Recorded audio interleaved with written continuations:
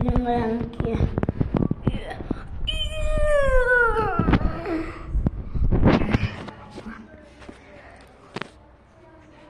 Ben yine oyuncakları yani yine oyuncakları dağıttığımı ben toplamıyorum.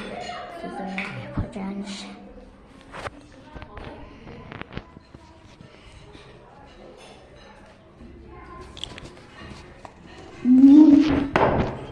Be canım, şunu güzel.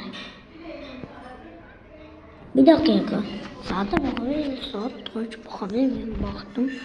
Saat 6:15. Ne yapacağım ben?